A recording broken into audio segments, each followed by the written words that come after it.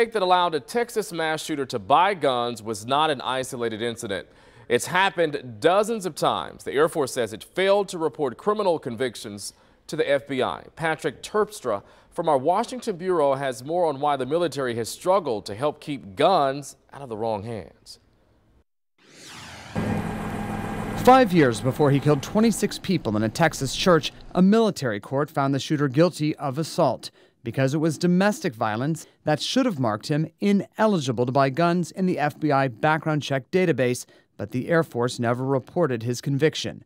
Retired Colonel Kevin Boyle is a former military judge advocate. Everybody I've worked with, personally does take this seriously, but I know there are lapses throughout, a very big system of hundreds of thousands of people. The Air Force just discovered dozens of other criminal convictions mistakenly never reported. 2 Air Force task forces are now going through 60,000 criminal cases dating back to 2002 to see if they have been properly submitted to the background check system.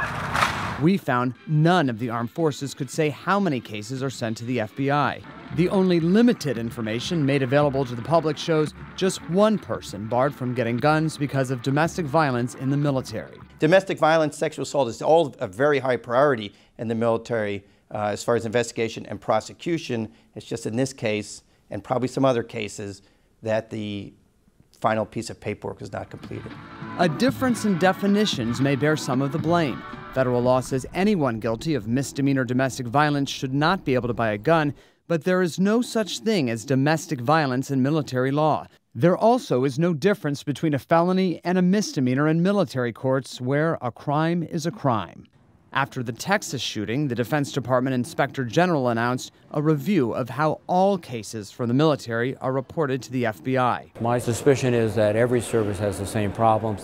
So this is a Department of Defense-wide investigation. Lawmakers are considering a bill that would require the military to certify that cases are actually reported to the FBI to prevent anyone else from buying guns who should have been banned. There could be people just like this who have serious mental health issues, who've demonstrated serious tendencies towards violence, who should not be allowed to obtain a weapon.